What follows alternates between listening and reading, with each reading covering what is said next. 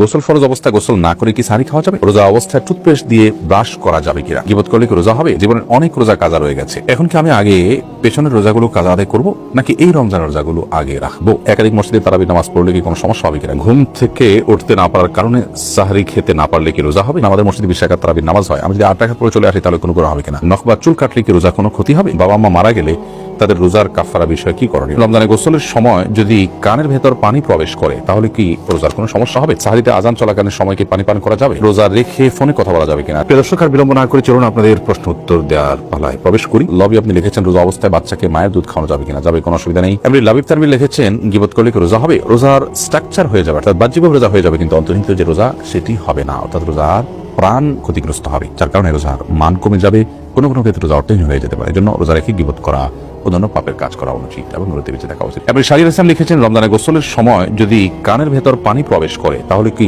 রোজার কোনো সমস্যা হবে? সামান্য পানি যদি কানের ভিতর যায় এবং সেটা যদি আপনি ঝেড়ে ফেলে দিতে পারেন, শেষ যদি আপনার থাকে, তাহলে ইনশাআল্লাহ রোজা হয়ে যাবে, রোজার ক্ষতি হবে না। আলী কদর লিখেছেন রোজা রেখে ফোনে কথা বলা যাবে কিনা? যাবে। খুব অতিরিক্ত কথা, অপ্রয়োজনীয় কথা বলা রোজার সাথে যায় না, কিন্তু প্রয়োজনীয় কথা বলতেই পারেন। বেলাল হোসেন আপনি লিখেছেন জীবনের অনেক রোজা কাজা রয়ে গেছে, এখন কি আমি আগে পেছনের রোজাগুলো কাজা আদায় করবো নাকি এই রমজানের রোজাগুলো আগে রাখবো? জীবনের যদি অনেক রোজা আপনার কাজা হয়ে থাকে ইতু করবে, তাহলে সেক্ষেত্রে সে রোজাগুলো এই রমজানের আগে আগে আপনার রেখে ফেলা উচিত ছিল, কর্তব্য ছিল।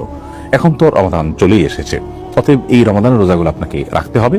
এই রমজান শেষ হওয়ার সঙ্গে সঙ্গেই আপনি বিলম্ব না করে বিগত বছরের, বিগত জীবনের যে রোজাগুলো আপনার কাজা হয়েছে সেগুলো রেখে ফেলার চেষ্টা আপনাকে অব্যাহত রাখতে হবে। সম্পর্কে আপনি লিখেছেন কোরআন শরীফ মোবাইল থেকে শুনলে কি খতমের সওয়াব হবে? কোরআন কারীম মোবাইল থেকে রেকর্ডেড তেলাওয়াত শুনলেও খতমের সওয়াব হবে যদি পরিপূর্ণ মনোযোগের সাথে আপনি পড়েন, এবং বোঝার চেষ্টা করলে সেটা আরো বেশি প্রশংসনীয়।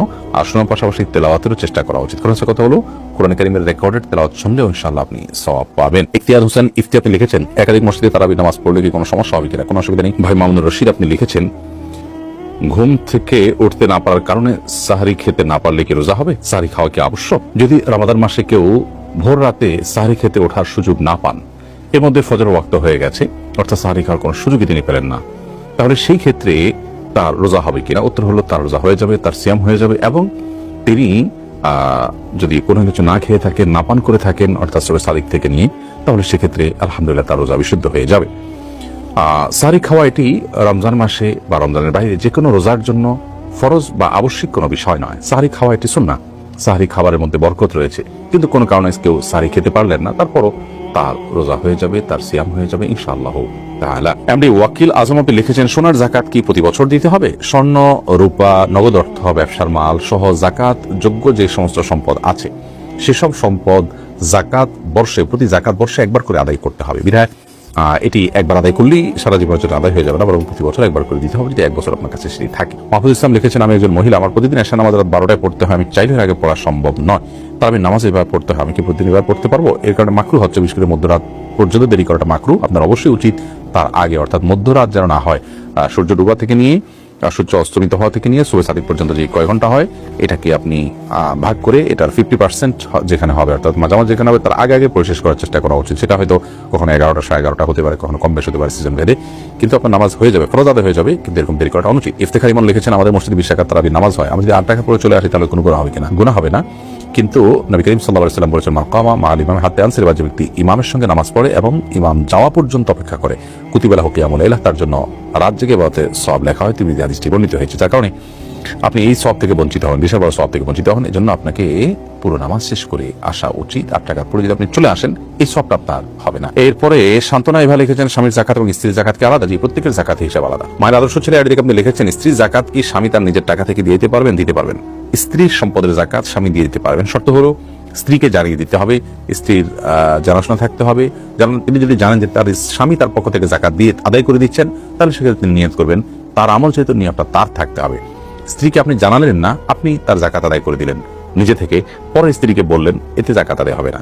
আপনি জাকাত আদায় করতে হলে স্ত্রীর জাকাত যে আদায় করছেন স্ত্রীকে আপনি নোটিস করবেন, তিনি নিয়ত করবেন এবং আপনি তার পক্ষ থেকে আদায় করবেন, আদায় হয়ে যাবে। আর্থিক ইবাদত একজনের তরফ থেকে আরেকজন করতে পারে, তবে যার তরফ থেকে করছেন ফরজ আদায় হওয়ার জন্য তার সেটি জানা থাকবে। এরপরের প্রশ্ন হলো রোজা অবস্থায় তেল, সুরমা, আতর ইত্যাদি ব্যবহার করলে নখ বা চুল কাটলে কি রোজার কোনো ক্ষতি হবে? রমাদান মাসে রোজা অবস্থায় তেল, সুরমা, আতর এগুলো ব্যবহার করলে রোজার কোনো ক্ষতি হবে না। ঠিক একইভাবে চুল, নখ ইত্যাদি কাটলেও সিয়ামের কোনো ক্ষতি হবে না।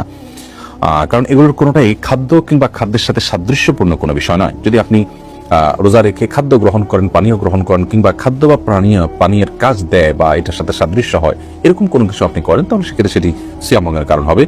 আর রোজা রেখে একজন মানুষ যদি তেল ব্যবহার করেন, সুরমা ব্যবহার করেন, আতর ব্যবহার করেন, কিংবা চলবা নখ কাটেন, তাতে না সেটা খাদ্যের কোনো কাজ দেয়, না পানীয়ের কোনো কাজ দেয়, না তার সাথে কোনো এর সরাসরি কোনো সম্পৃক্ততা বা সাদৃশ্য আছে। বিধায় এগুলো করলে সিয়াম ভঙ্গ হবে না, রোজা ভঙ্গ হবে না, কোনো অসুবিধা নেই। সুলাইমান মাহমুদ আপনি লিখেছেন, সাহরিতে আজান চলাকালীন সময় কি পানি পান করা যাবে? জি না, আজান শুরু হওয়া মানে ফজর ওয়াক্ত শুরু হওয়া, তারপর আপনি খেতে পারবেন না। যদি আজানটা হয় আপনার তাহাজ্জুদের আজান, তাহলে সেক্ষেত্রে খেতে পারেন।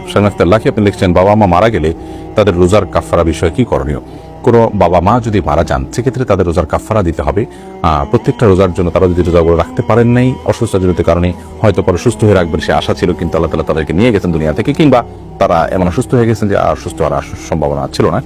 যাই হোক, এই অবস্থা তাদের মৃত্যু হয়ে গেলে তাদের তরফ থেকে প্রতিটা রোজার জন্য একটা করে ফিতরা দিতে হবে, মিসকিনকে খাদ্য দিতে হবে। 1.5 কেজি করে চাউল দিলে 30 রোজার জন্য 45 কেজি চাউল দিয়ে দিলে আপনি ইনশাআল্লাহ দায়মুক্ত হবেন, এবং তার বাবা আপনার মা দায়মুক্ত হয়ে যাবেন। মিলন হোসেন আপনি লিখেছেন, রোজা রেখে ধূমপান করা যাবে কিনা? অনেকে বলে থাকেন যে রোজা রাখা অবস্থায় সিগারেট খেলে রোজার কোনো ক্ষতি হয় না, এটা কি সঠিক? এটা কোনো মানুষ বলে, আমি তো এই প্রথম শুনলাম। যাই হোক, কেউ যদি বলে থাকেন সেটি নেহায়েতই ভুল। ধূমপান করলেও তার ফলে রোজা ভঙ্গ হবে, কারণ এটা পান ধোঁয়াগুলো মানুষের ভিতরে প্রবেশ করে, বিধায় এটি রোজা ভঙ্গের কারণ। রোজা অবস্থায় ধূমপান করা জায়েজ নয়, যদিও রোজা রাখা অবস্থার বাইরেও ধূমপান করা জায়েজ নয়। রোজা অবস্থায় ধূমপান করলে সেটি গুনাহও হবে, আবার রোজা ভঙ্গের কারণ হবে।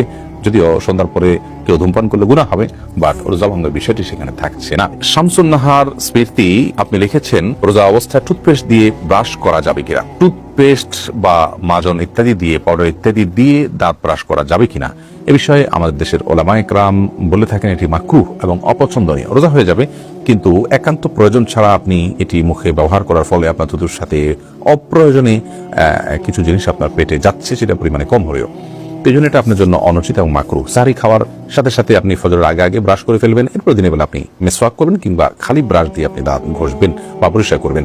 যদিও সৌদি আরবের স্কলার এবং ওলামায়ে কেরাম এটিকে মাকরুহ বলেন না, তারা এটাকে জায়েজ বলেন, কিন্তু মাকরুহ হওয়াটা, অপছন্দনীয় হওয়াটাই হলো অধিকতর যুক্তিযুক্ত।